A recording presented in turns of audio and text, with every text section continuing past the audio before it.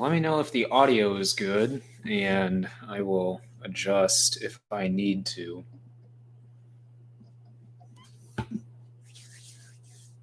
Hey, Evan, how's it going? So let me know in the chat if you guys can hear me. If not, I'll adjust. Audio's good? Good. Good deal.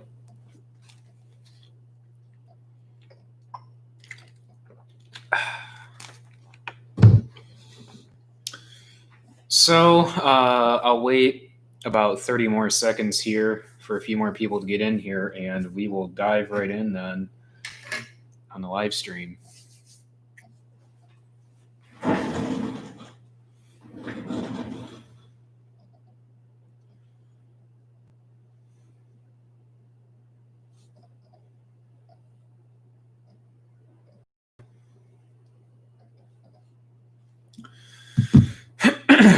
So, as the stream title states, we're going to be talking quite a bit about the 360 Y drops that we're using for side dressing this year on the fast applicator, and also talking about some micronutrients and spoon feeding corn, and also discussing some spoon feeding on some beans. If you guys have any questions besides any of what we're going to talk about and discuss, feel free to post it in the comments and I'll do my best to answer it. In your last video, you said something about waxy corn. What is that? So waxy corn is essentially corn that is primarily used for food grade protein purposes. A lot of waxy corn around here goes to the food processing plants, such as there's a food processor up at Hammond. More specifically, a lot of most of you guys know what Fritos are, the chips. Most of those are produced with waxy corn. So basically, it's just a difference in protein type corn that is used primarily for food grade purposes, whereas commercial grade corn, which is most common corn produced in the U.S., is mostly used either for ethanol or for feed purposes. So how many days does it take to film and post a video? Well, that all depends. So like say a typical vlog video, I try and film that, and depending on like say last fall I was putting out a video as fast as I could get them edited, basically, which typically last fall was about every day. How long it takes me to edit? It takes me about I'd say about 2 to 3 hours, depending on the video. So really, turnaround time, I can film one today and get it to you guys tomorrow if I wanted to. It's just depending on how much time I have, and if I'm willing to take the time to do it at 11 o'clock at night.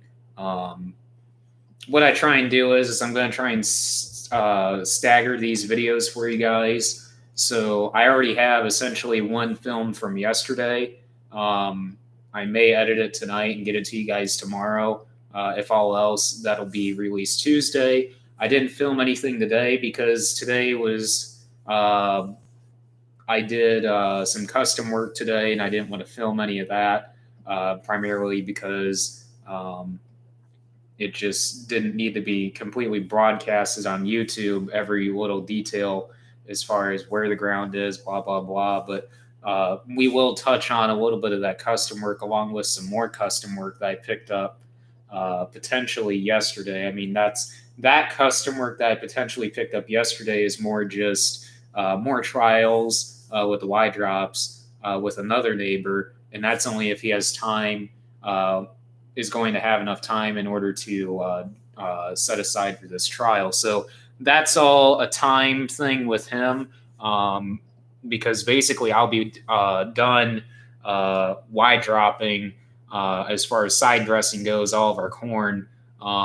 Tuesday. We're not done, obviously, as far as Y dropping goes, because like I said in previous videos, we will be Y dropping beans and also, well, both the 30-inch row beans, just none of the drilled, obviously, but the 30-inch row beans, and also, like we'll discuss this more later in the video, but coming back and Y dropping corn later in the season, um, to see to basically see if it pays or is justifiable to put more nitrogen out there, on top of what we're going to put out there fertigating wise.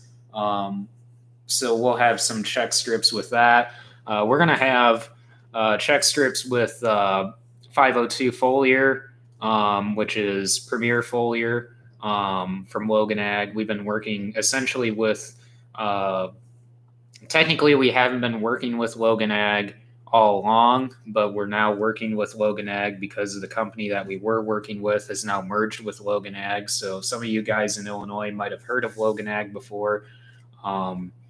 Basically, it's a 3-ring circle here. Our agronomist, the guys up in Michigan that we work with, and now Logan Ag. It's kind of like a triangle here of who we're working with, and they all three complement each other as far as products and everything that we've come about basically and have been using, such as the Premier In-Furrow, which is basically a product that was produced with AgriScience and now is being sold from Logan Ag, and we've been using that product for I think 7 years now. It's almost 8 years, I believe. So I believe no, probably about 7 years. We run that at I can't remember how many. It's over 50 ounces an acre. I just can't remember the exact rate.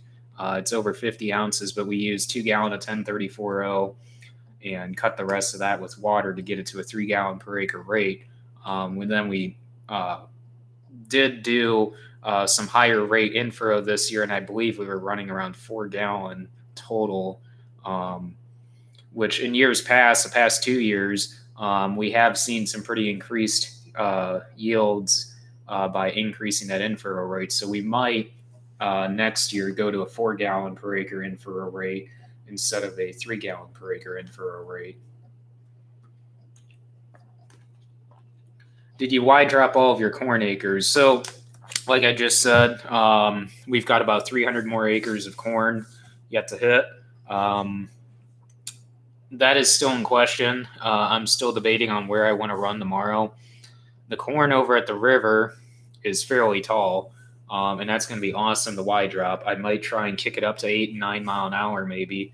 For those of you that didn't watch the video, I've been running between 5 and 7 mile per hour with the Y drops. And that's just, and I'll discuss more about this later in the video or in the stream here about what kind of conditions I've been running in, what kind of what as far as height of corn I've been running in, tillage practices and stuff like that, because every field has been different so far, as far as tillage practices and what we've been doing. So a lot of that plays into how fast you can run with these Y drops. So I'll talk more about that, but I would say I'll be done by Tuesday if all goes smooth. If anything, I'll be done Wednesday for sure. It just all depends on how much product Brems has over at Stark County, because we've been getting everything west of 39 over here from Malden over at Co-Alliance, and now we're going to switch because we have some prepay over at Stark County, and we're going to get all of the last 300 acres that we have east of 39 over over at Brems. So just all depends on how fast we can fill up over there, because basically it doesn't take long at all for me. Basically, I can run a complete fill up, which is 1,800 gallon within an hour, give or take, just depending on how much, basically the rate per acre I'm running and also the speed. So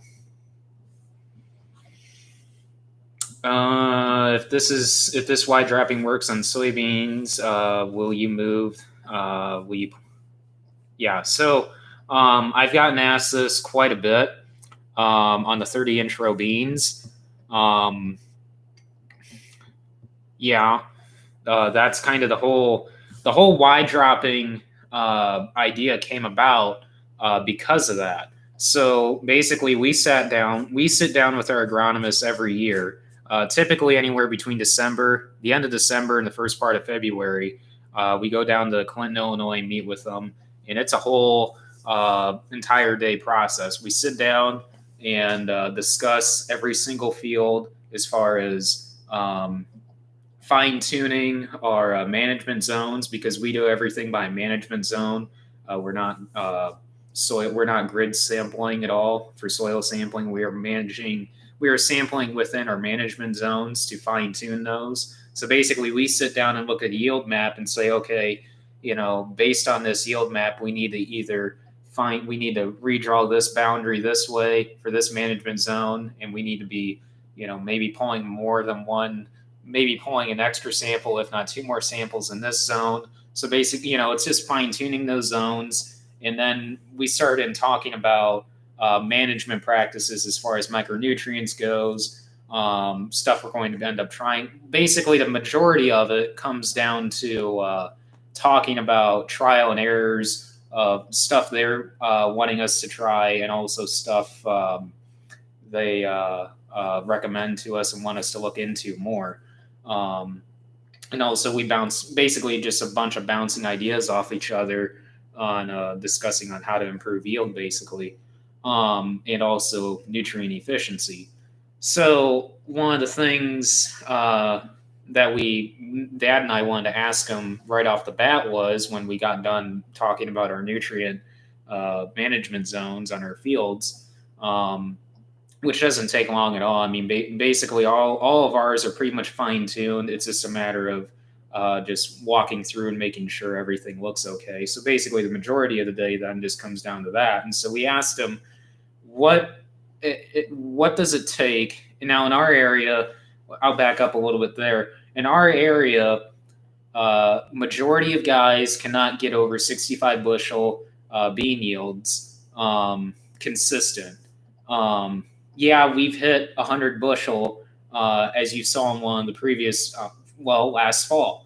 Last fall, we did hit 100 bushel, but that was, we can't explain that. We don't know what we did. We didn't do anything different in that field at all compared to any other field. So we don't know, if the rains just got timed right in August, and that's how we ended up getting, on that one specific field, like hitting, not averaging, obviously. I think the field average ended up being like 50 bushel.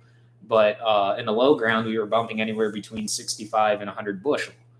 Now, what I mean by bumping, I mean literally, oh, gee, you see 80 and then boom, you're hitting 101, then you're dropping down to 85, and then you're hitting 92, so it's not, you're just bumping it, so we asked him, what does it take to raise higher yielding beans under irrigation? Because 65 bushel beans under an irrigator compared to 250 plus bushel corn under an irrigator just doesn't compare to raising corn.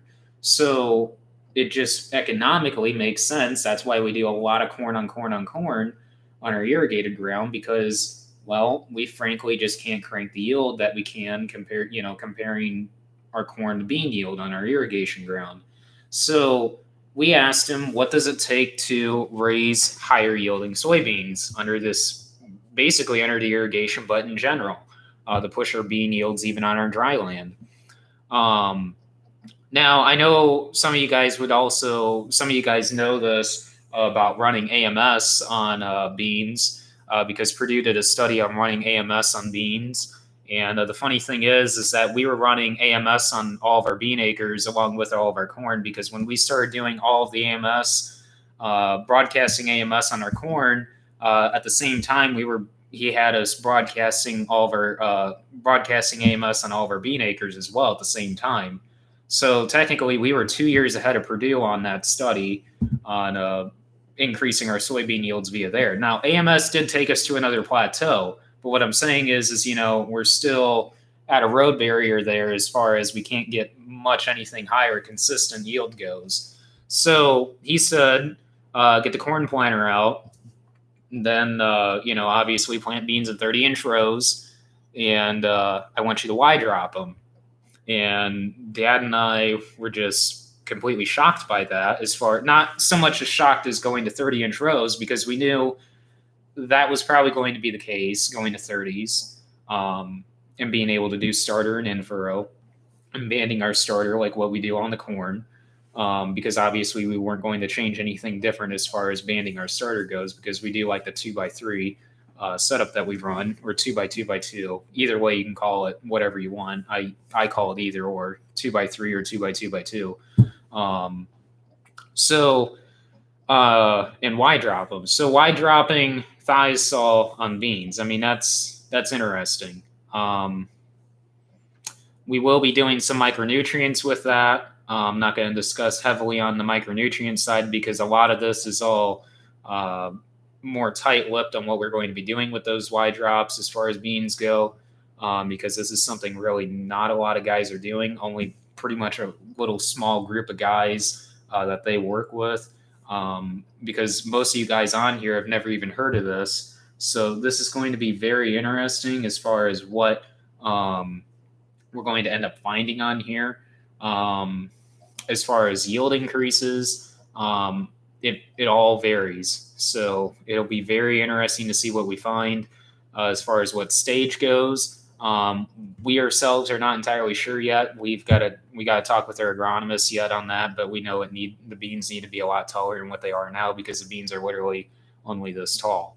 So we are going to be pretty much leaving the Y drop applicator hooked up to the 8530 pretty much through the remaining of summer, doing a whole bunch of trial and errors and stuff like that. But to answer your question, to bring it all back and answer your question, yeah, if it pays to, if it increases our yields, because what I would like to see are consistent 80 to 85 plus bushel beans in 30-inch rows. Now, if we can do that compared to drilled beans, with being able to Y drop them, do the starter and in-furrow package, and do a foliar application with them, yeah, I would be all for that. As far as fungicide goes, I don't know yet. I mean, that all depends on disease pressure in general.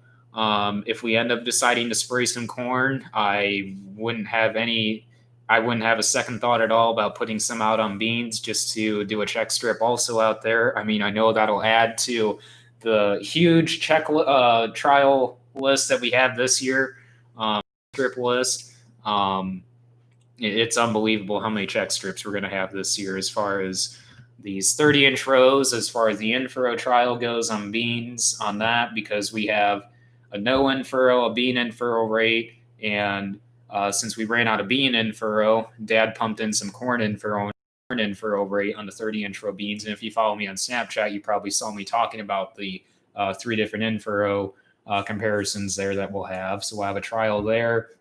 We're not going to have any side-by-sides as far as 30s versus 7.5s go, because like I said, that's not a fair comparison, because as we ran starter and in-furrow on these 30-inch row beans, so technically it's already set up to not, be favorable towards the 7.5s, because it's not fair going into them, into that trial like that. So same with the anhydrous and the 28 Y dropping. So like today, the custom work, since we're running thiazole with all of our 28, there's really no point for us in running anhydrous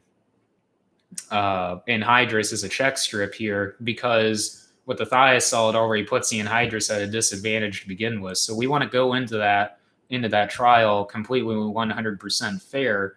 Now, some of you would say, well, why don't you just take the thiazole out of the 28? Well, our agronomists are recommending that we run thiazole with all the 28. So in order to just we're just not going to screw around with getting the anhydrous applicator out and getting a tank over just to do a side-by-side. And plus, we got to take half the equipment out of the shed just to get the applicator out because of where we put the applicator. So you could call it laziness on our part, but we will have essentially not a check strip of our own, but the custom work I did today, he put down 130 pounds. Now, this is on popcorn, but still, it should still easily show the difference like it would in corn, regular commercial corn. But what he did was he did 130 pounds and skipped every other pass. So there were 16 row passes I could run down through with the Y drops, and he was going to run. We ran today 28 at 45 gallon per acre, a quarter boron, and a gallon of hydrohume. Hydrohume is a humic acid. I believe it's a stabilizer. It acts as a nitrogen stabilizer, nutrient stabilizer in general, because it has cations and anions in there to bind those nutrients into the soil profile better for more optimum nutrient utilization and giving it more readily available to the plants better. So hydrohume is a Helena product, just like the Enfix XLR that we're running for an stabilizer. So it's it'll be very interesting to see. Now, granted, I know that's not apples to apples as far as nitrogen to nitrogen goes for Y dropping the anhydrous, because with the quart of boron and a gallon per acre of hydrohume, but that will be a close enough comparison to see what kind of yield difference there is there. He was asking me, because this was on irrigated ground, if I would recommend turning the irrigator on to wash this Y drop in. I told him on all of our irrigated ground, we've been basically turning the irrigator on and chasing me out of the field before I'm even done. After, when we get done Y dropping an irrigated field. So that's how I've been running all the Y drop. Basically, as soon as I get done or close to being done, the irrigator gets turned on and I'm leaving the field. So on all of our dry land fields, though, we did talk to our agronomist, because our agronomist literally came up. They came up a couple of days ago, one, to look at the applicator and also talk to us some more about basically in-season products that we're doing as far as micronutrient trials and foliar product trials go. And we asked him, what would you recommend with the 10-day forecast not hardly showing any rain? What would you do for these dry land fields with the Y drops? And he immediately said run Agritane, because Agritane Ultra, Agritane, and the product is Agritane Ultra for the UAN, will stabilize at 28 for 20 to 21 days and guarantee you no nitrogen loss there due to volatilization. So we couldn't get our hands on any Agritane, because when we went over the Co-Alliance to get some or get a load, it was actually 4 batches, 2 batches per trip over there, just based on our ratios that we're doing, a 2-to-1 and a 6-to-1, which I'll talk about later if I remember to touch on that. But they didn't have any Agritane. Union, up at Union Mills, they only had less than a quart, and that wasn't going to be enough at all. And so I called Dad and told him to call up to Helena and find out if they had any stabilizers, because I knew with them selling 28 and 32 up there, they should have some type of stabilizer in their warehouse, which they had Enfix XLR, which I don't know if any of you guys ever run Agritane or Enfix XLR or Enfix. I don't know for sure the difference between the Enfix and Enfix XLR. What I've read online, the NBDPT levels, I believe, if I said that in the correct order, are roughly the same comparing Agritane to Enfix XLR. So essentially, they're roughly the same product as far as stabilization goes and what they do. So as far as a stabilizer goes, who knows? What I would like to do is, since we're going to run this over at the river, and we've been running this on all of our dry land ground, obviously this Enfix XLR, I would like to leave a check strip over there with this, basically do a load without it, because we're going to be running 70 gallon per acre over at the river. So I'm only going to be able to do 25 acres a load, 20 and 25. So, well, I don't know. I would like to shut that off, not put any in on that one load, and see if it pays to actually put that out there, because we are going to be doing some tissue sampling and soil testing. Basically, wherever we do what we're planning on doing this year, because this will be our second year doing tissue tests. Wherever we do a tissue test or pull a tissue sample, we're going to pull a soil test or soil sample from that same spot. That way, basically, the soil test will confirm whether or not the tissue test is essentially telling the truth, or basically comparing the tissue test to the soil test. So at 70 gallon per acre, yeah, at 1,800 gallon, at 70 gallon, yeah, I'd be able to do about 25 acres. Now that's if I'm using the entire tank. Obviously, I'm going to have about 50 to 100 gallon buffer in there, because I'm not going to suck the pump dry. So about 22, 23 acres in there. So roughly, ballpark, a 20 acre check strip with no end fix. That's what I would like to do, to see if it pays to actually use it. And if it does, we'll end up using it on all of our dry land more than likely. Same with the micronutrients. I mean, that's just a whole trial there. That's at 68 ounces to the acre, the whole blend that we're doing there. We're going to have 3 check strips there. One I've already done over at the 40 on the corner, like I talked about in one of my videos. And then also doing one over on Dan's over in Stark County on an 80-acre field. We're going to have a 20-acre check strip there of micronutrients. And then also over at the river, we'll have a check strip out of that 120-acre field. We'll have a 20-acre strip for micronutrients there. So 3 check strips of micronutrients there. So basically, if that pays to run that, if we see a high enough yield difference there with the boron and the manganese and the other goodies that we're putting out there in that mix, we'll probably end up using that, which I figured up. We're going to need about quite a bit of that in order to cover all of our corn acres, depending on how many corn acres we have next year. So let me catch up on all your guys' questions here, because I know I kind of dove off on that question about 30 intro beans. But what does V5 to V7 on the corn mean? So basically, every number after V is your means vegetative or vegetative stage.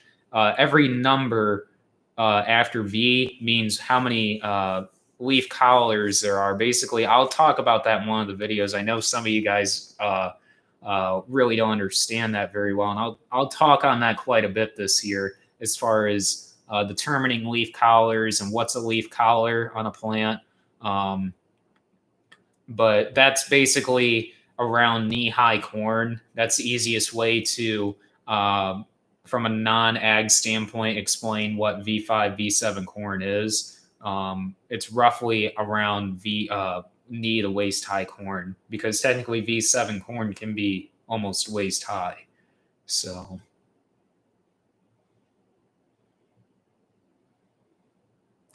30 intro beans only pay if you figure out what works on your soil type. Exactly. I mean, that's what I've heard from a lot of guys, and that's where it comes into spoon feeding them, I'm thinking, because basically in our low CEC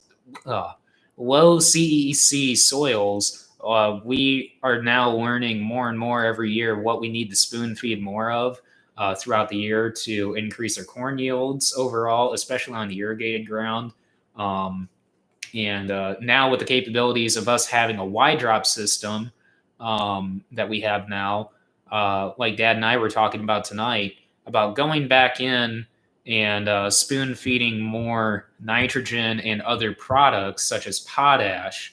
Potash is in my opinion, the biggest nutrient next to nitrogen, and I believe even more important than nitrogen in some cases as far as uptake goes. If you look at the uptake chart and the uptake fertilizer removal requirements for corn yield, is one of the biggest, most important nutrients. So this basically opens up the whole window for spoon feeding for us. And one of the things Dad and I were discussing tonight, and I was trying to figure out what we should be running as far as a product goes, such as say like a 2004 product, like what we do for fertigating, which is a 20% nitrogen and a 4% potash.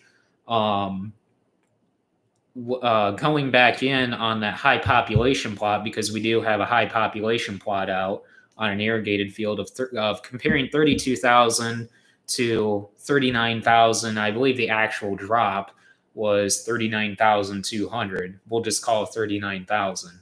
So comparing 32,000 to 39,000, and since that's 3 passes with the planter, so 48 rows on both sides of the pivot, 2 rounds in, are planted at 39,000.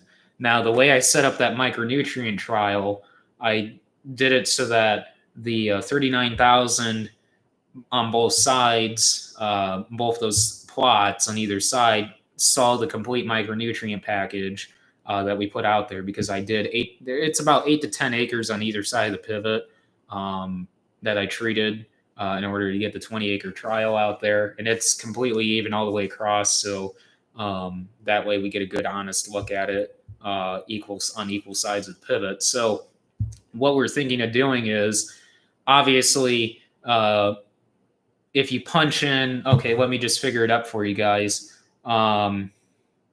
39 times 18 rows around by 42 along, that's 29,484 divided by your fudge factor of 85.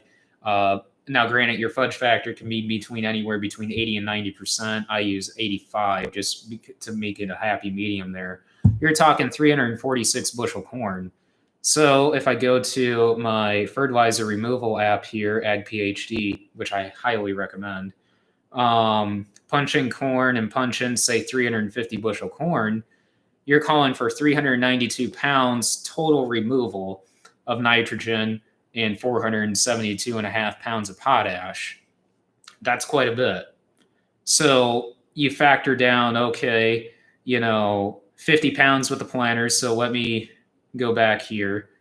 392 pounds minus 50 pounds that we put on with the planter, and I'm figuring nitrogen here, guys. And what we did was, which I'll touch on a little bit now, we ran a 2-to-1 ratio of nitrogen to ATS, which is ammonium thiosulfate. So at a 2-to-1 ratio at 60 gallon the acre, we're putting down 40 gallon of 28 and 20 gallon of thiazole. Now, granted, you do get a little bit of nitrogen with thiazole, but I'm not going to figure that into the equation right now. I'll just figure total pounds of true N from 28. So let's just figure 120 pounds there at 40 gallon. So minus 120 from that. So you're already at 222. And with the 3 fertigation applications that we're going to do of 2004 as of right now, we may do more fertigation, just depending on further discussion with our agronomist and our fertilizer guy that we work with now closely from up in Michigan. So let's just figure 3 fertigation applications of 2004 at 20 gallons to the acre. So you're talking 2.2 times 20 gallon. So 44 pounds of nitrogen there. So times 3, that's 132 pounds. 222 minus 132. So you're at 90 pounds. So basically, what I just figured up is at 350 bushel corn at 30, basically your 39,000 has the same true potential as what the 32,000 does. It's all based on what you're fertilizing for.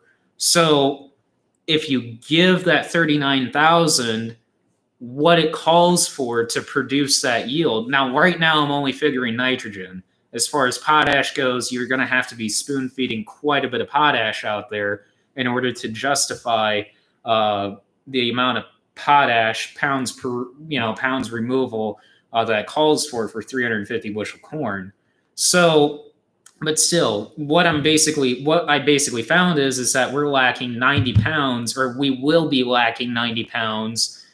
Basically, if we go forward on the track that we would have been going on without spoon feeding any extra N out there on that 39,000. So what Dad and I were discussing tonight was, and I was trying to figure out here as far as what blend we should run, maybe like a 2004, is how many gallon per acre we need to be putting out there to justify 90 pound, or put out 90 pounds essentially. So basically at a 2004, so 11 times 0.2, you're getting 2.2 pounds there. So 90 divided by 2.2, you need to be putting on 40 gallon to the acre, give or take. I mean, that's if you put the correct, rate per acre of N on. So, I don't know. There's a lot, now I'm not just saying if you put all the nitrogen out there, we're going to get 350 bushel corn. Obviously, like I said, at a 2004 blend, you're only getting 4% of potash, which is basically at 11 pounds per gallon, you're only getting half a pound of potash. So, at a 2004 blend, and we're fertigating at 20 gallon to the acre, sometimes 15, but on that field, we're running 20 gallon. So 20 gallon times 0.5, you're only getting 10 pounds of potash, which isn't a lot at all. I mean, that is not a lot of potash. What we were talking about, especially with our fertilizer guys, running a 4020 blend later season, say maybe like R2, R3, and going beyond that, spoon feeding a 4020 blend for potash uptake. And what I was wondering was if there was a way to make a 2020 blend. That way you're getting 2.2 pounds of nitrogen and 2.2 pounds of potash, essentially at 11 pounds per gallon. And maybe see about running something like that for a side dress. That would be something I'd be very interested in running for a side dress, and maybe like do a 2020 2S and have some thiazole in there. There's just, it seems like there's endless possibilities now with the capabilities of doing liquid side dressing. I mean, it just seems like it's opened up so many more doors as far as what we could do spoon feeding wise compared to when we ran 20 anhydrous. So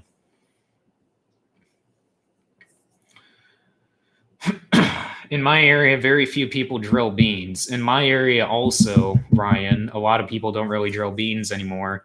Even though drilling beans used to be the craze in the area. Now most guys run 15s. There are a few guys, I would say, percentage-wise, 15% run drill, 15% run, well, I should bump that up, about 10% run 20s, maybe to even dial that even back a little bit more, 7%. I'll just leave it at 10% for easy math. So I would say then about 50% run 15s, and the remaining 25% run 30s. So that's basically percentage breakdown of basically row spacing on beans in our area.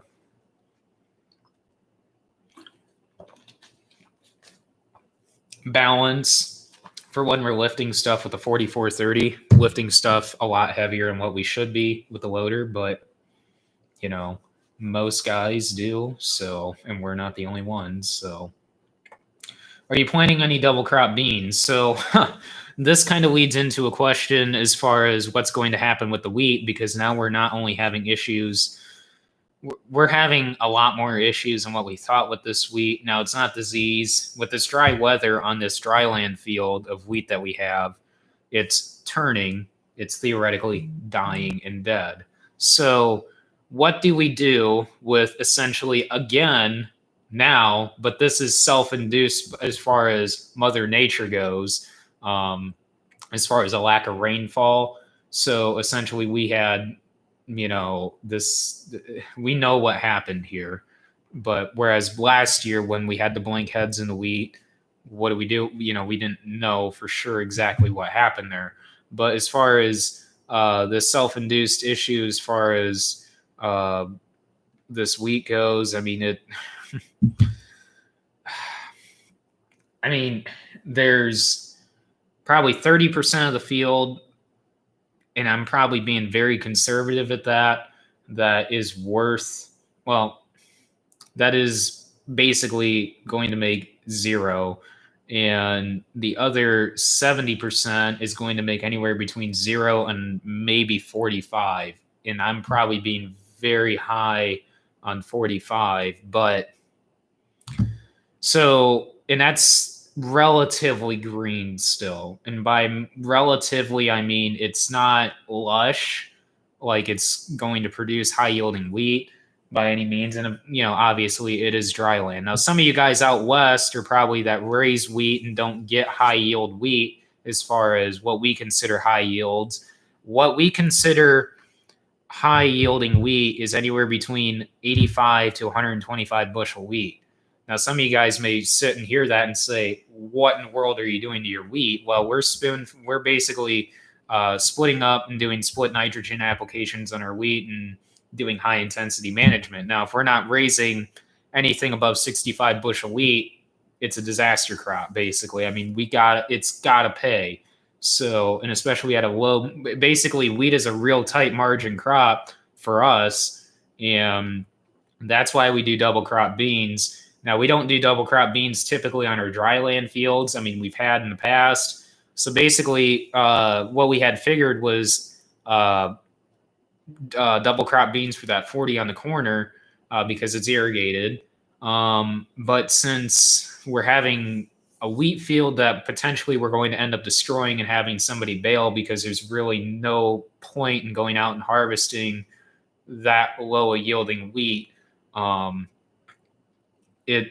there's not only that, there's issues out there that I really don't want to discuss as far as crops that are out there that shouldn't be out there.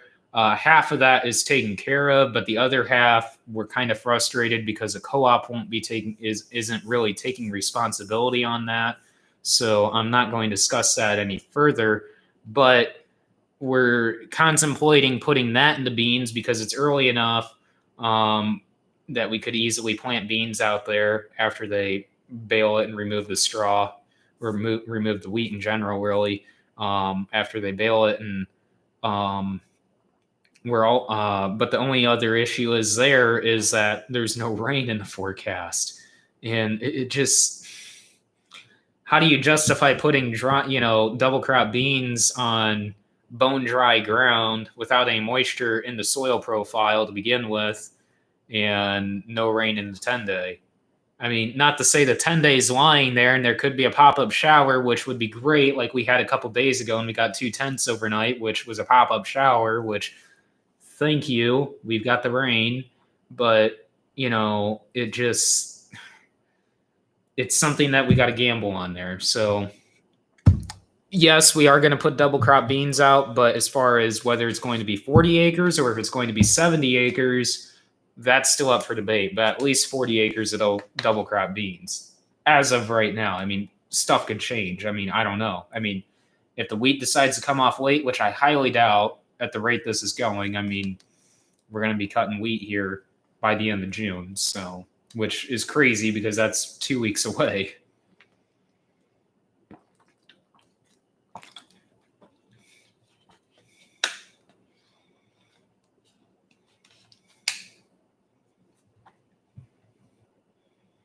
So, seeing that comment about 50 bushel beans on 0.9 and 1 beans, our bean maturity in our area runs anywhere between a 1.9 to a 3.4 bean. As far as what we plant ourselves, and the majority of what we sell is between a 2.5, because we are Pioneer dealers. Some of you guys might not know that. We're Pioneer dealers. We've been a dealer for them for 32 years. And mainly what we've been pushing is a 2.5, or majority of what we've been selling is a 2.5 to a 3.0 bean, or 3.1 bean, I should say. And we are majority of what we plant are 25A04s, 27A17s, and we do have some 32 or 33A24s out this year. Basically just in 28A42, sorry. Those are all dicamba beans. I did discuss the dicamba issues. If you could say issues is kind of being conservative at this point. And now Enlist is up for debate as well, which is very discouraging, but we'll not take that any further because we pretty much hit the nail on the head on the last stream on everything we need to talk about on that. But and pretty much nothing really has changed too much since the last stream as far as that goes. But so all it comes down to is figuring out what your inhibitors are for raising yield and fixing them one by one. Exactly. I mean, that's exactly right. I mean, you hit the nail right on the head there as far as how to raise yield there or increase your overall yield. If you did wide drop the soybeans, you could cut back on soybean seeds because you would probably plant beans with a corn planter with the 30-inch rows and not with the small rows on the drill. Correct. I mean, obviously, that is the only way we can wide drop beans effectively. Now, you can do 15-inch row wide drop. You can do 20-inch row wide drop. My only issue with both of those is wheel tracks and running over beans. So that's why I personally like the idea of 30-inch row beans is essentially not running over and damaging any other crop completely down the entire length of the field. Now, I understand you can space out your planter row widths there and essentially make tram lines for your beans, but my only issue is you have to have tram lines equally set up with your applicator and your sprayer. Now, a lot of you guys have asked why didn't you buy a sprayer and put wide drops on the sprayer? Well, our only thing is why we would be basically tying up the sprayer.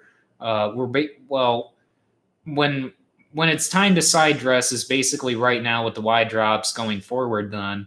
Right now, though, we're doing a lot of post-emerge applications on our soybeans. So that basically ties the sprayer up, and it's basically pulling the sprayer in two different directions as far as what we need to be doing. Well, some of you guys would say it's simple, just, do a sprayer clean out. Well, that's easier said than done. I mean, depending on the products that we're running. So this just allows us more versatility as far as timing of applications go versus having to set up basically set up the sprayer for wide dropping and then take the wide drops off and go out and spray. I mean, I know some of you guys may do that and may say it's really simple to do, but for us, it just makes sense for our operation to be able to have the capabilities to do very early season side dress all the way up to late season side dress with this applicator. Now, granted, I'm not saying we're going to be able to take this wide drop applicator and go out and,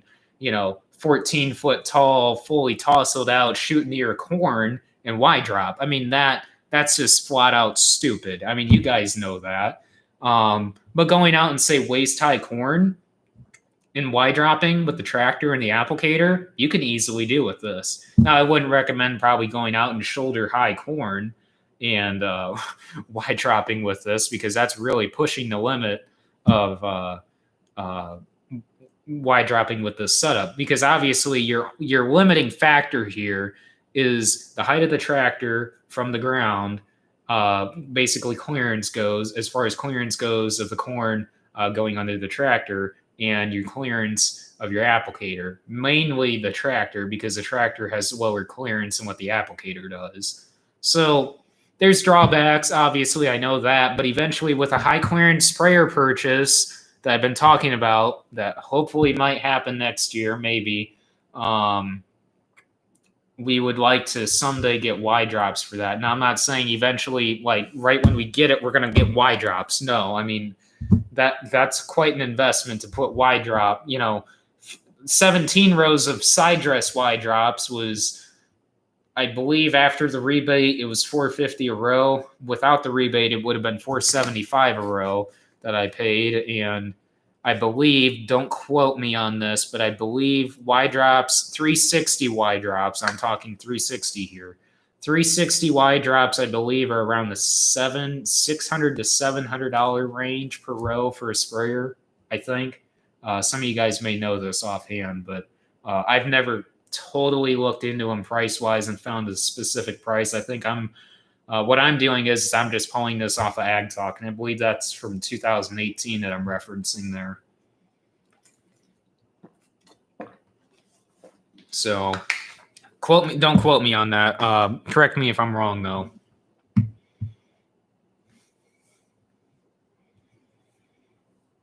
So what rate do we run our irrigation? As far as fertigating goes, or as far as irrigating? Because like I said, in fertigating, we go anywhere between 10 and 30 gallon. Obviously, we could go higher if we wanted to, but that's typically what we've been running. Irrigation-wise go, as far as rainfall events with the irrigator, anywhere between 1/4 of an inch to an inch. It's all on a percentage-based time. So basically, the slower you run the irrigator, the more water you're going to be putting on. So it's all basically on a speed.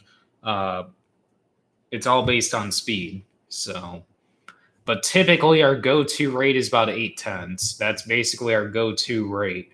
Right now, the big irrigator is running on the 30-inch row beans, and it's running at 65/100ths of an inch. So.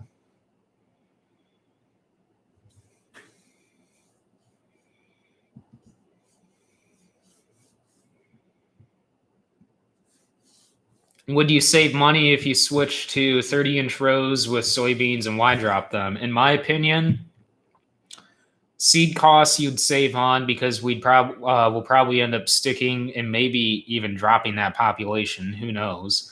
But we dropped these at 140,000, and comparing that to the drill, it's 170,000. A 30,000 per acre seed cost difference. I mean, let me figure it up. Let's just do a blanket cost of let's just do 500 acres just to make things simple here. So let's just say you have 500 acres of beans, and times that by 30,000 here. That's 15 million seeds total for 500 acres, and divide that by 140,000, because there's 140,000 seeds in a bag. So that's 107 bags. And let's just say your seed cost is $65 a bag. You'd save relatively $7,000 there just in seed costs, with the lower population there. So with increased yields there, granted, I'm not factoring in the cost of starter, in-furrow, and side dress applications, because we might be doing one, if not two, side dress applications there with the Y drops on beans.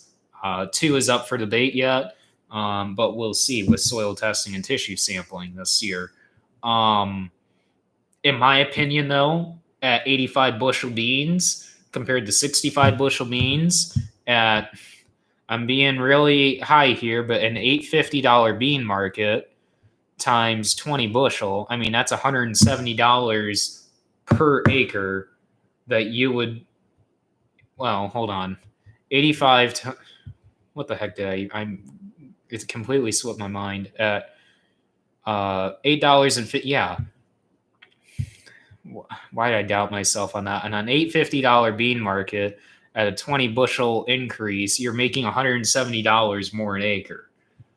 Now, I would have to factor in cost per acre on our starter and in-furrow, and how much per acre it costs us to run just a Y drop liquid out there. So basically, I'm not figuring any maintenance costs in there and stuff. Basically, I could pull all that up on our cost of production Excel sheet and just basically change those and factor in, okay, this is how much we're putting on per acre, cost per acre for starter, cost per acre for in-furrow, cost per acre for this Y drop application. If we do 2 applications, here's the second cost per acre for the second application. If we're putting on foliar, if we're putting side, add up all those costs, and then punch in, okay, if you're making 85 bushel beans and, at this price range here at $8.50 beans, this is your revenue that you could potentially make. So compare that revenue to, say, 65 bushel beans. Potentially. I mean, potentially you could make quite a bit of money there. I mean, if it all works out. So,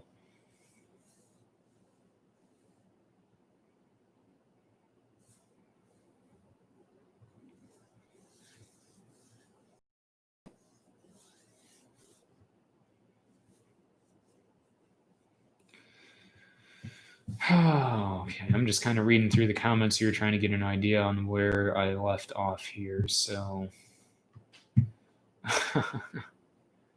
right.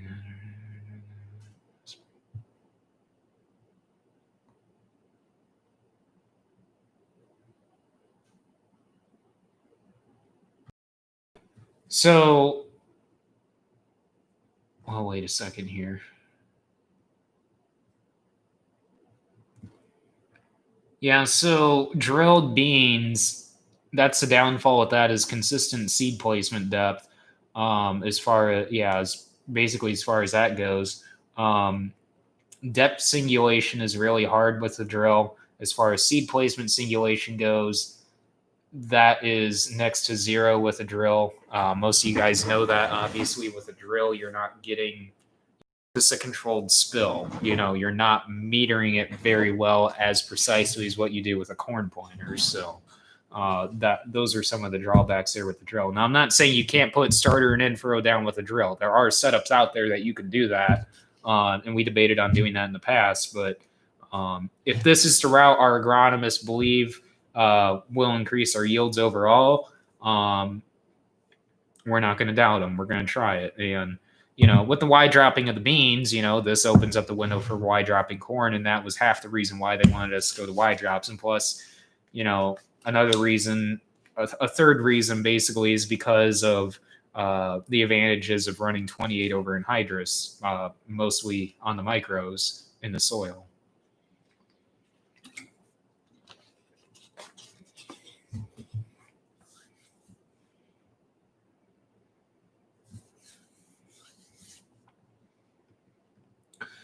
So, Tim, how many units of N do you put down for a 250 bushel yield goal?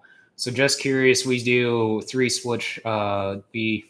Just curious, we split 3 shots of 32 and sulfur 20 with planter, 2 shots of 20 gallon per acre with wide drop at V8, and again at 5 days before tassel. So, let me just break it down to you. Basically, what we would do, or basically what our plan is on one field.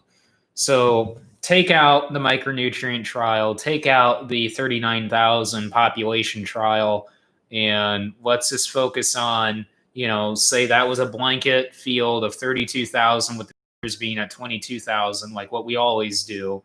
And say we're shooting for the moon on that field and do 250, 250 bushel isn't shooting for the moon by any means as far as what we've learned in the past in order to achieve that. But let's just say we're shooting for 250 bushel corn, which last year I think we were averaging 270 on that field.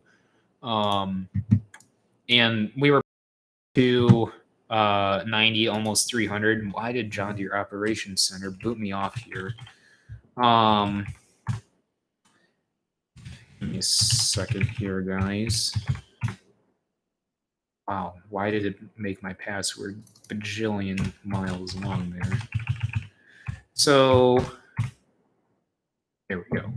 So we do 50 pounds of nitrogen with the planter in our starter program in a 22703S, and we may end up going back to running 10340. Still up for debate right now. The biggest reason why we went to a 22703S is because of the sulfur going back into the starter. But for next year, since AMS isn't really working anymore as far as a broadcast system goes, pre-plant, because we do, as far as our dry program goes, we do potash, Dapper Map, any line that needs to be spread on the field, because we don't put any more than a ton per acre. on lime as far as lime goes. And we maintain our pH levels between 6.5 and 6.8. So that is, if you look at the pH nutrient optimization chart, basically that is the optimum range for nutrient uptake goes as far as your pH scale. So, and then we do a blanket application of AMS at 100 pounds on both corn and beans. So what we're finding is that, and I touched on this and talked quite a bit on this on the last stream as far as sulfur goes, AMS is not cutting it, and we're going to end up going back to using gypsum again.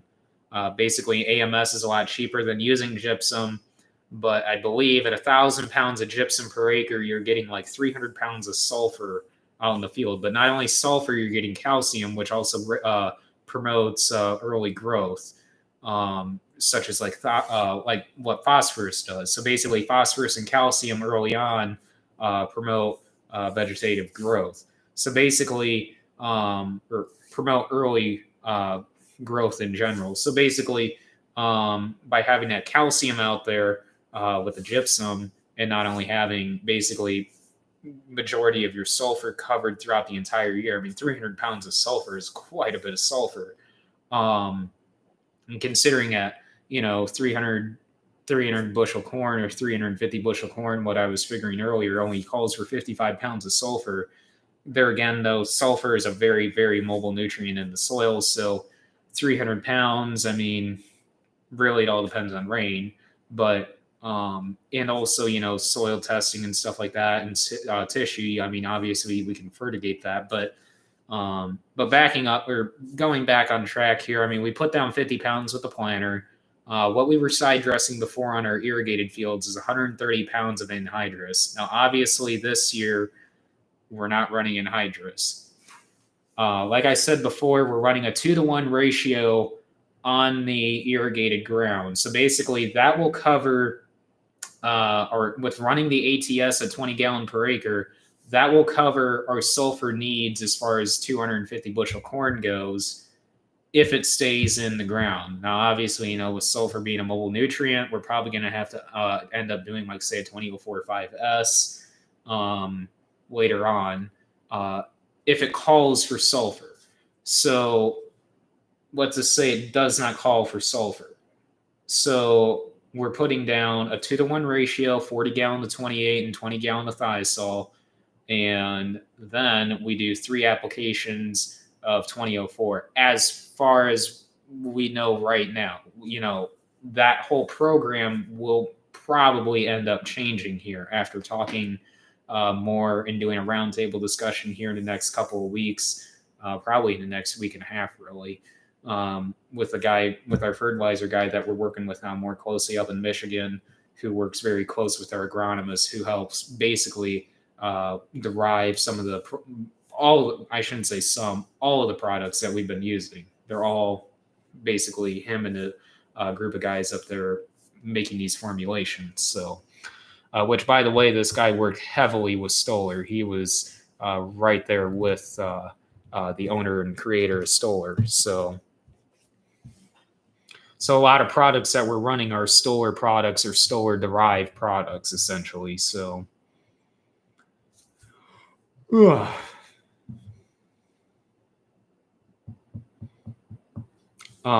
yeah, that's basically our whole entire program as far as that goes. I can figure up so 50 plus 120. So like say for this year, so 44 times 3. 170. I mean, total nitrogen we'll have out there this year if we do that plan, which obviously that plan's probably going to end up changing as far as the fertigation goes. We'll have 302 pounds of nitrogen out there. So at 250 bushel corn, obviously that's more than plenty for that. So obviously, let's just take last year because it seems like it's not very hard. Oh, look at that. There's my nutrient trial. I'm just looking at John Deere Operations Center here. So let's just take that 40 on the corner last year, average 256. And problem is, though, you're getting the dry corner yield. So let's just take, let's do a percentage base here. So let's just do, since 50% of the field was over 50%. Let's just do 20 plus 34 plus 21. So 75% of the field was running anywhere between 249 and 287. And I'm not BSing you guys by any means here, because the legend's breaking it down right here for me on the yield map on a percentage base on as far as what's yielding 249 or higher and what's yielding 207. Basically, what's yielding between 249 and 270, and what's yielding between 270 and 287, and what's yielding between 287 and 317.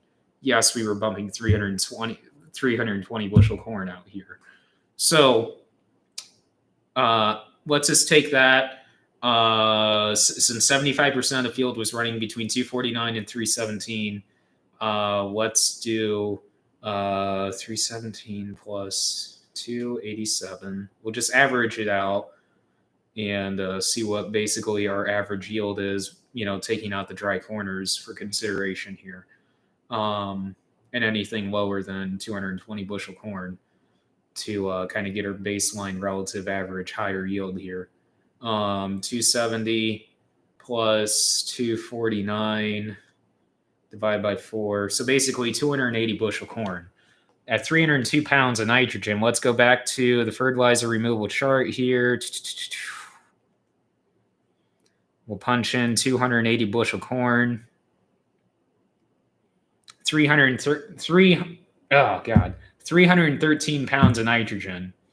That's pretty much right on track. And I honestly, guys, I have never done that before as far as averaging the higher percentile out and doing an average yield like what I just did. And I'm actually pretty impressed that that's how it came out. And I'm going to have to do that on some of our other fields now to kind of compare our baselines on that. That's actually pretty interesting what I just found there. I'm kind of impressed with myself on that. But yeah, so 302 pounds of nitrogen we'll have out there, and 280 bushel corn calls for 313 pounds of nitrogen. That's actually pretty interesting what I just found on there. So that last year, I think we only did we actually did one early application of 28 and thiazole, but that was a 5 gallon of 28 and 5 gallon of thiazole thing. So that wasn't a lot of nitrogen out there, but still that's pretty interesting there. So as far as that goes, that's basically a 280 bushel. Basically, we're fertilizing for 280 bushel corn. If you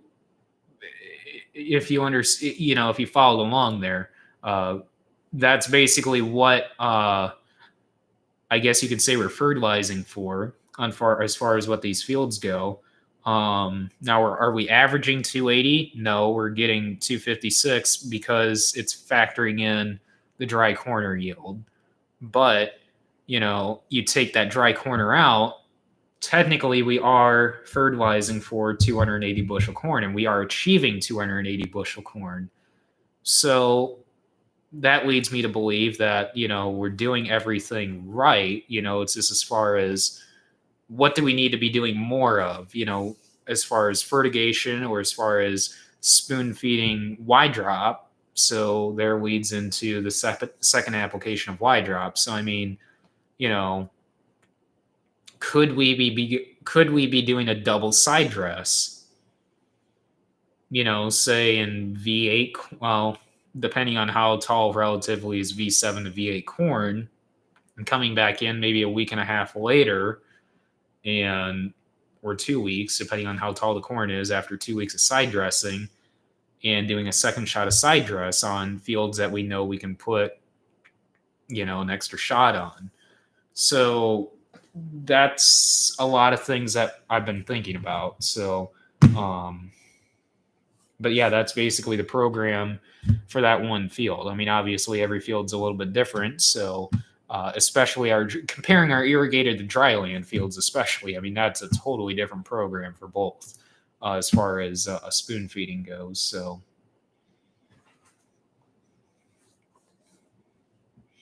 and that's something we've been talking about, Tim, as far as efficiency of nitrogen, as far as getting over 250 bushel corn, because it seems like your nitrogen use ratio, when you get over that 250 bushel plateau, it seems to really dramatically shrink as far as the total pounds per bushel of nitrogen you actually need. Like you just said, you're only needing 3/4 of a unit of nitrogen per bushel in order to achieve anything more than 250 bushel corn. So that it's really interesting as far as use efficiency goes. The higher your yield, the higher your yield goes. So.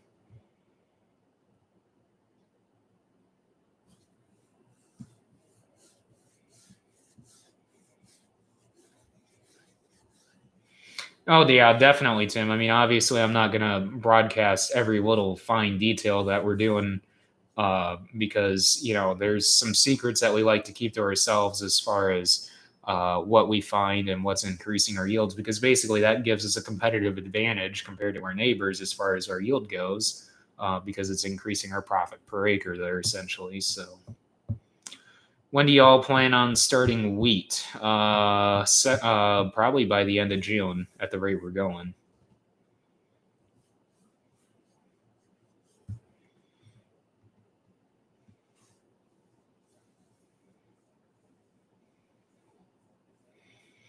Yeah, I'm afraid that that's what the 40 on the corner is going to end up yielding, Nick, is around 75. So 23 rows of high clearance 360 wide drop will run $17,000. So let's just backtrack that or back figure that at $17,000 divide by 23. So 739. I was in the ballpark there on that. So yeah, a lot of interesting stuff there as far as what we talked about. But going back to the Y drops, what I found Y dropping this corn, you want at least knee-high corn to run in. Now the river corn or the corn over at the river, I didn't walk out in it, but from riding in the truck driving by, that corn is at least knee-high, and it's going to be awesome to run in. And I'm debating on bumping the speed up to 8 mile an hour, if not 9 mile an hour out there. Now, I did talk to our agronomists about this because they were quizzing me on stuff I found, because obviously Dad isn't the one running the applicator this year. I'm running it. So basically, it's all a learning curve for me and understanding what I need to be doing out here in order to achieve the best results with this. And like I said, what I'm finding is anything above knee high or higher is what you want to run in for side dressing, which is a lot later than what you would run in hydrous with. But technically 50 pounds is more than enough to carry us to that stage to get to side dressing them with the Y drops. So that's basically what I found there.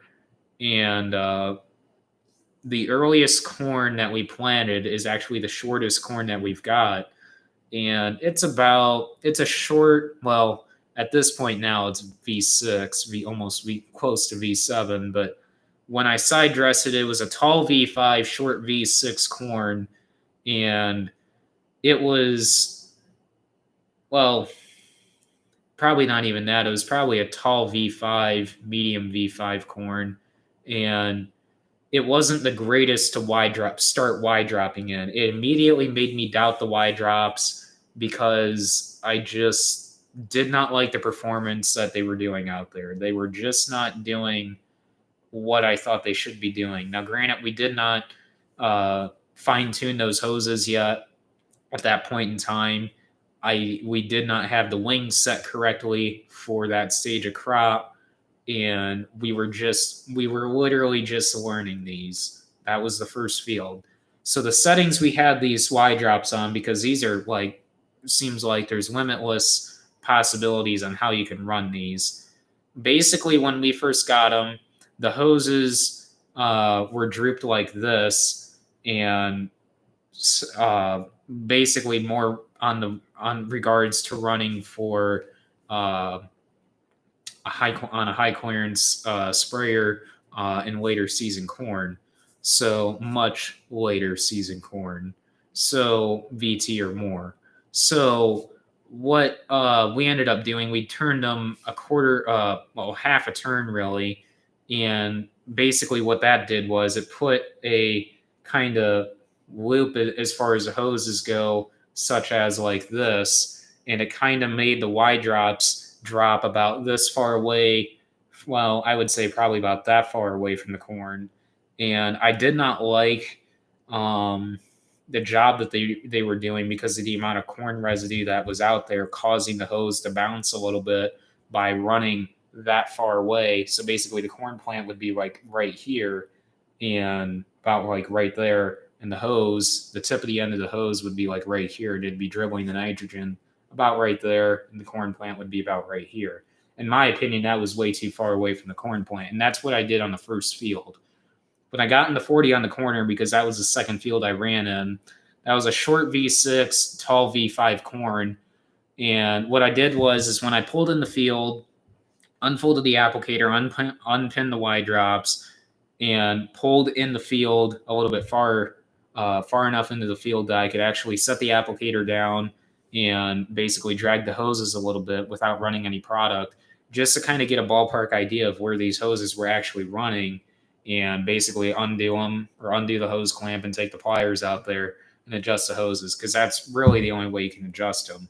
You can't really hand turn them. I mean, they're really stiff hydraulic hose. You're not going to be able to really just turn them by hand, at least on these Y drops. I mean, maybe some of the other 360 Y drops are a little bit different, but on this setup that we've got, this hydraulic hose is so thick that you gotta have some pliers out there in order to turn these Y drops. So I ended up doing that, and what I found is that when we were running the wings in 20-inch rows, because that was recommended, and that's actually recommended on the 360 chart here for running these side dress Y drops and short corn, is to run the wings in 20-inch rows. So I opened those wings up to 30-inch rows after the second time stopping in that field and looking and seeing, okay, this hose, and this hose needs to be adjusted.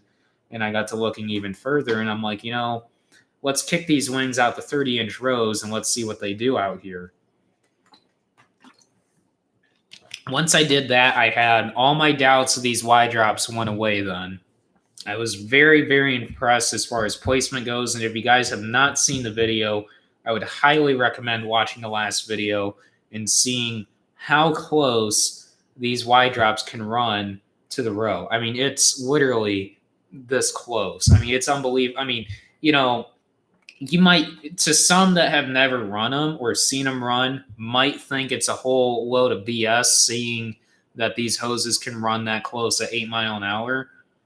I mean, I haven't run at 8 miles an hour yet. I'm going to try it over at the river because our agronomists have actually told me one of the other two guys that they have doing this actually runs at 10 miles an hour side dressing with these. Now, I have not pushed it that far yet.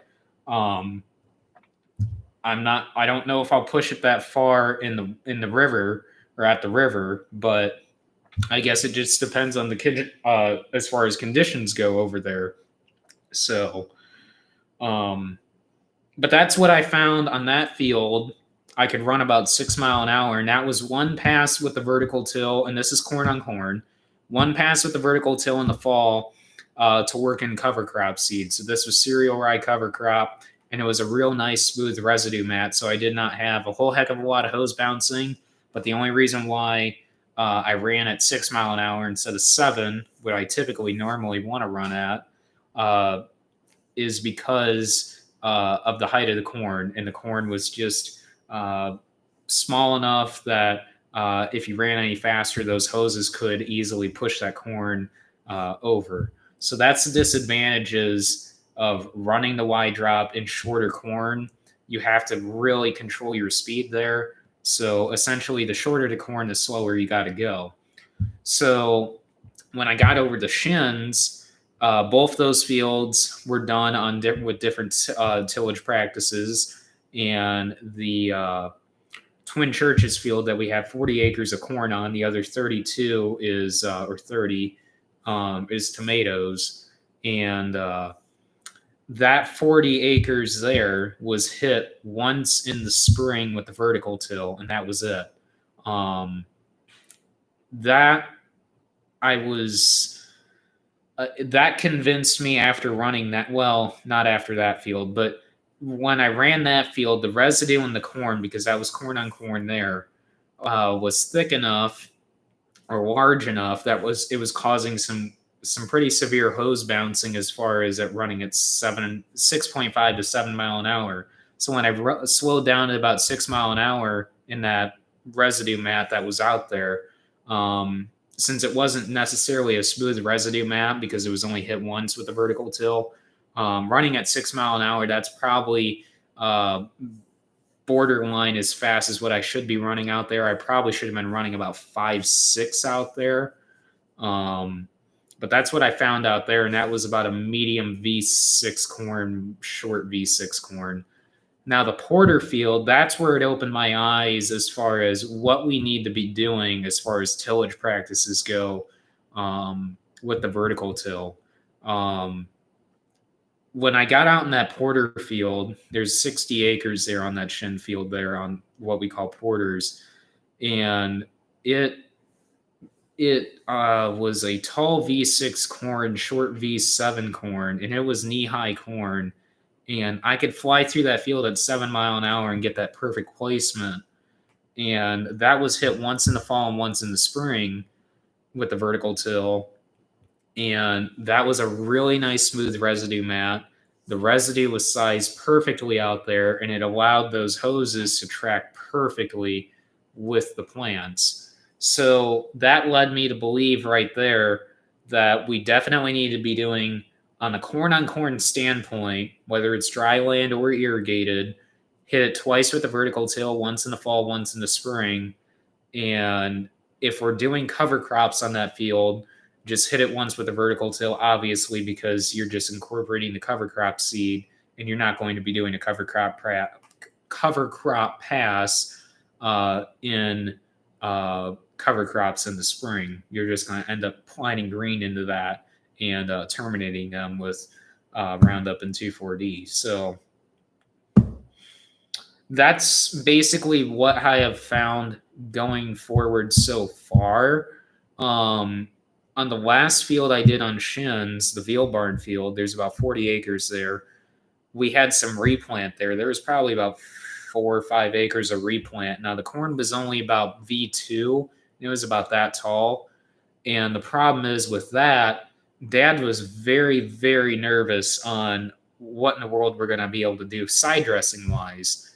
And I got to thinking, it's like, well, with the John Deere rate controller at 60 gallon per acre that I was running out there, I should be able to slow down enough that the hoses should track either one on each side of the row or both on one side of the row, whichever side, it doesn't matter. And essentially band that 28 or that fertilizer on either side or on one side completely of the row. So what I did was, since about half the end rows on the one side needed to be replanted, I started out and I did some end rows on the east end. And when I got over on that west end where we had to replant a little bit along the road, of course it had to be right there along the road where we had to replant, even though this corn's probably the nicest corn that we have on the farm across all of our acres that we farm. And I slowed down to about 3 to 3.5 mile an hour. And I'll have that video out next, probably not tomorrow. I'm going to shoot for Tuesday on that video. I wish I got out and showed you guys, but if you follow me on Instagram and Facebook or Snapchat, I will post pictures of it. It banded that nitrogen, the 28 and the thiazole, so perfect on that short corn. It was unbelievable. There was virtually no hose bounce. Obviously, at 3 to 3.5 mile an hour, you're running at a very, very slow speed, but there's virtually no hose bounce, and it bands that perfectly with that very short V2 to V3 corn. Now, I'm not saying that you need to go out there and wide drop at V2, V3 corn, But because if you're running starter, obviously your starter should more than take care of that corn. But depending on what you're running for starter wise, I mean, we're running 20 gallons of the acre. So, yes, that's a lot of stopping and filling up. But uh, it's amazing that you can do that and get that nice even placement. And I'm talking placement just same way at 7 mile an hour in V7 corn. I mean, it's unbelievable. So once you get your hoses dialed in and understand what tillage, understand your tillage practices and what you need to be doing. I mean, basically, it opened my eyes as far as what we need to be doing tillage wise. So basically, what I know now going forward is, like I said, 2-pass vertical till if it's going to be corn on corn, and or if we're doing cover crops on that corn on corn field, depending on the amount of residue that's out there and what we decide to do as far as cover crops go on that field, do a 1-pass vertical till just to incorporate that cover crop seed, and that'd be it. But essentially you get the same smooth residue mat with a 1-pass vertical till with cover crop comparing to a 2-pass system. You get that same smooth residue mat that you'd like for running those Y drops. So that's what I'm finding.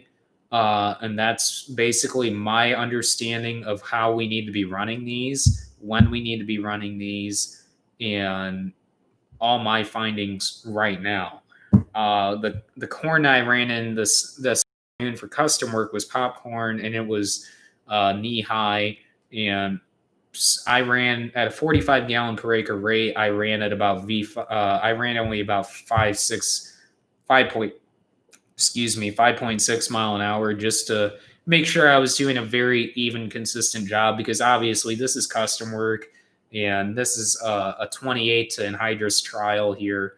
And I wanted to make sure I did a very, very good job out here to make sure that it was a very, very good, fair comparison there. So that's why I slowed down in that corn. And plus, I wanted to make sure, mainly do a really nice job. And plus, we were putting a quart of boron and a gallon of hydrofume out there. So I wanted to make sure that was getting a nice, even coverage as well. So that's why I slowed down in that instance. I'll do the exact same thing, probably bump it up to about 6.2, 6.5 mile an hour going forward in some more custom work because the corn will be a lot taller. So I would not be surprised. I get more custom work going forward with this. Probably not so much anymore this year, but I wouldn't be surprised next year. I have quite a bit of custom work with this because basically it's making a lot of guys get their eyes opened on this Y drop thing. I mean, I'm not, obviously we have no yield data yet. But as far as right now, us and another guy are going to have pretty good, honest yield data. And obviously, I'm not going to share the guy's name or everything like that because I feel, as of right now, his name doesn't need to be stated, but and everything that they're doing. But if he wants me to be open with that, I'd be more than happy to share it with you guys then. But as of right now, I'm not to keep, there's no reason to have that out there. So, but anyways, I will share as far as the yield difference goes, of what we find on the 28 to anhydrous on his trial. I'll just say a yield difference there. I'm not going to say, what his actual true yield was. I'm just going to say, okay, this was the yield difference. It was a 7 bushel or 10 bushel yield difference. I'm not, going to go into details on that, but I will tell you guys what we find as far as a yield difference goes. So, but I'll do the exact same for the 28 and the 28 Y drop to 28 colder custom work that I'll end up doing if I have time. If I have time, if the neighbor has time to do that trial. So that will be very interesting. I would like to do that as well.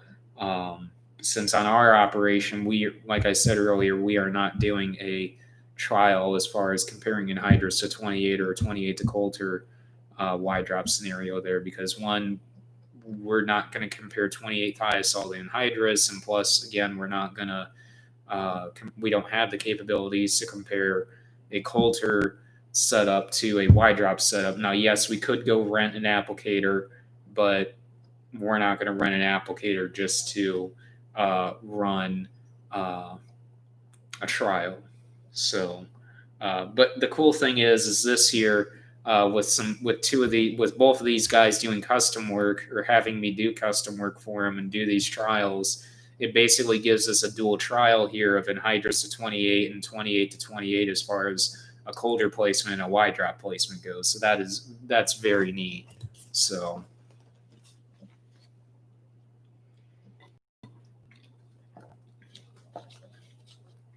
So we'll run this stream for another 10 minutes here because, yeah, the chat kind of died here. I know I kind of went off the deep end here as far as agronomic information overload here for some of you guys. But to a lot of you guys that are still in this stream, it means a lot.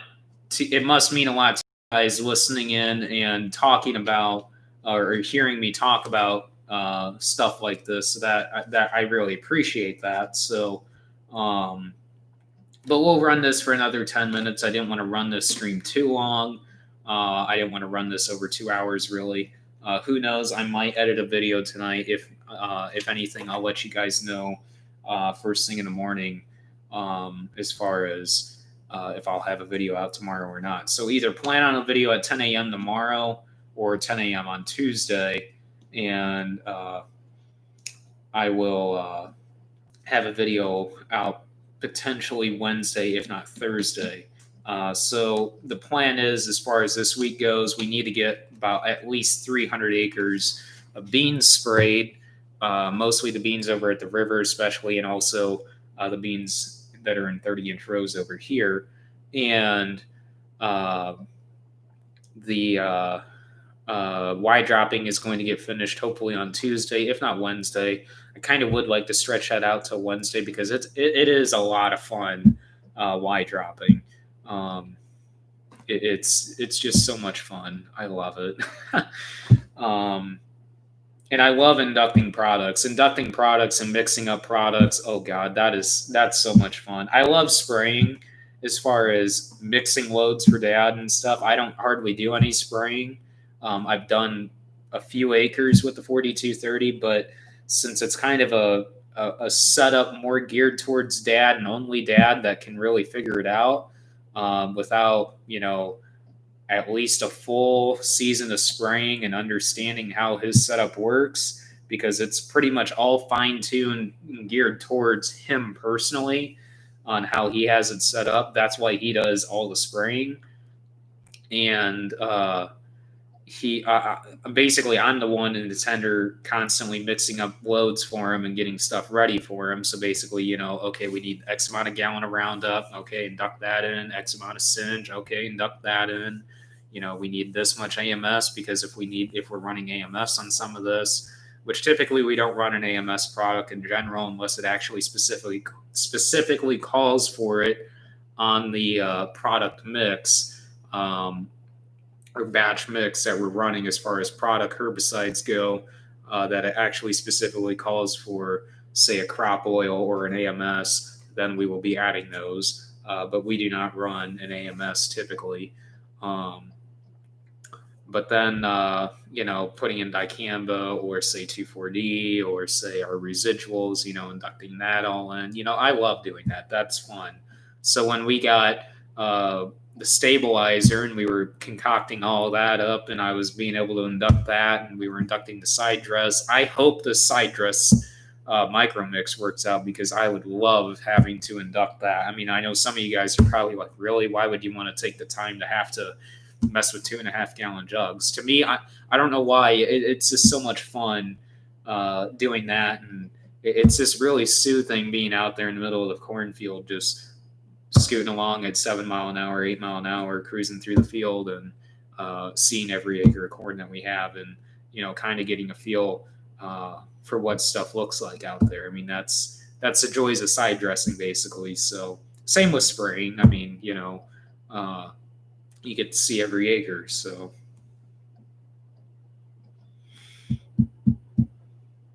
basically, Roy, that mix mate, I talked with those guys at the National Farm Machinery Show. I did a video with them at the National Farm Machinery Show, and that video is actually out. And that, if I remember correctly, is between $25,000 and $35,000. That is a very, very, very expensive setup, and that I could not believe how much that costs. And don't get me wrong, that would be very uh, uh, nice to have, but personally, what I would like to do is, as far as a tender setup goes, is have a van trailer similar to what we've got right now, but 48 foot. Well, ours is a 48 foot also that's sitting out there for spraying. Immobile. I mean, technically it's mobile, but we don't really move it. No, that's all right, Roy. I saw your comment. So um, they make it so it has 64, roughly around 6,400 gallon of water, and then do probably about 3 mixing cones, a 30, a 30, and a 60. The 60 would be for more higher rate loads. So, but then have 230s in there. So, or maybe do 260s and 230s, who knows, just depending on space and how we lay this out. But that's kind of my goal for a tender setup. As far as that goes, I would like to do something like that. So 6,400 gallon of water, and either do 160 and 230s or 260s and 230s. It seems like you guys might sound or seem like, well, why all the mixing cones? Like I said, I mean, that way I can essentially have a hot load ready to be inducted in. Basically, just throw that valve and throw that valve and throw that valve, and then throw, if I have a fourth one in there, throw that valve. Now, I'm not going to say I'm going to induct every single one at once, because there's a specific process you need to be inducting your products at. You're not just going to dump them all in at once, unless you're mixing a hot load and you take hot loads out to the field pre-mixed. I mean, that's a different story. So, but still, with that being said, I mean, obviously you still have to put the products in the correct order in order to correctly make the batches. So whether you're creating a batch at the farm and then having a whole tanker load of that and taking that out to the fields, for the larger operations that do that, or like what we're doing, and making a hot load in the sprayer essentially. So but that would be my kind of setup I would like. As far as the tender setup goes, probably not 4 mixing cones. I would probably kind of want to stay at that 3 mixing cone, because we're not inducting a crazy amount of products. So we're not becoming a huge concoctionist as far as, being crazy chemists here as far as what kind of herbicides and batches we're making. I mean, we try and make things as cheap as possible, but make it as effective as possible. So, and we're not going off and using, aftermarket, crazy, adjuvants and stuff like that. I mean, we're pretty much by the book as far as chemistry goes. So, in name brand products. So,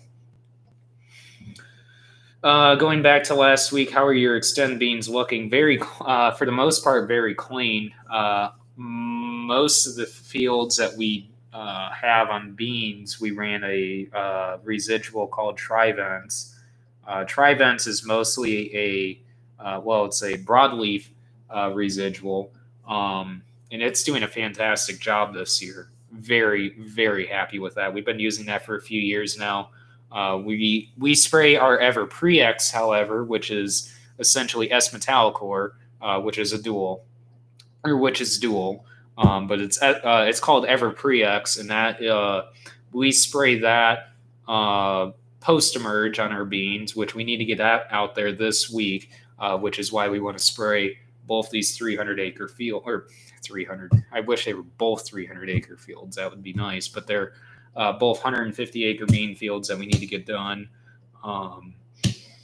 But otherwise, they're very clean for the most part. Just some grass coming in, which Roundup, Roundup can easily take care of. So,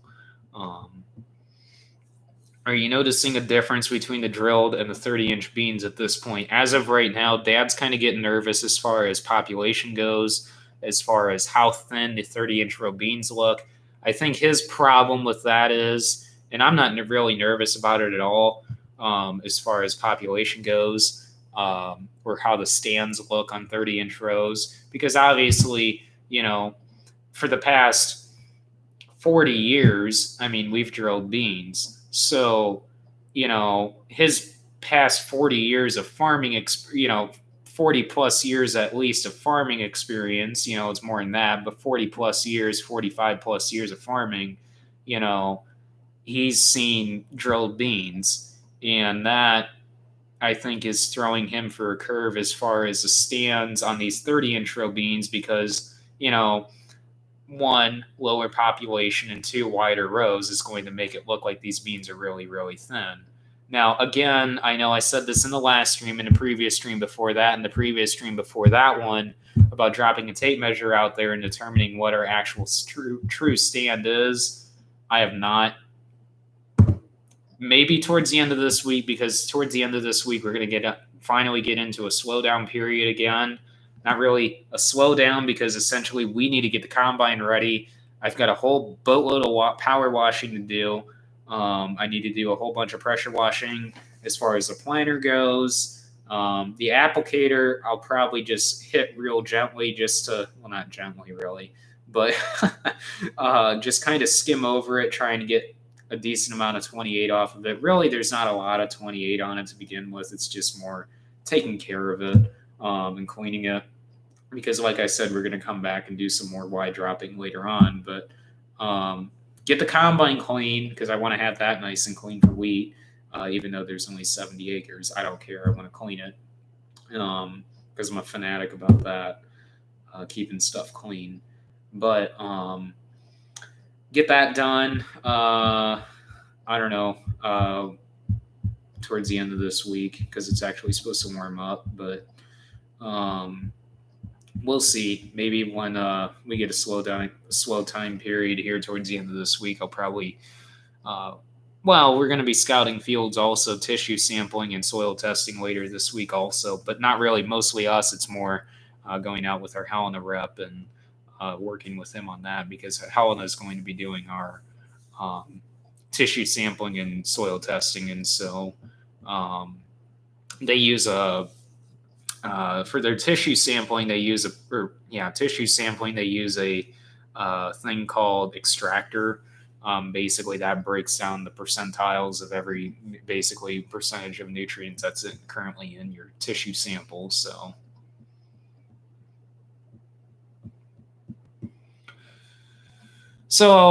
we'll run this stream till about 1:45, so an hour and 45 minutes. So last couple minutes here, any last minute discussion, comments, questions, and we'll go ahead and end this stream here. So next stream Tuesday. Next stream Sunday. Next Sunday around 8 o'clock, whatever.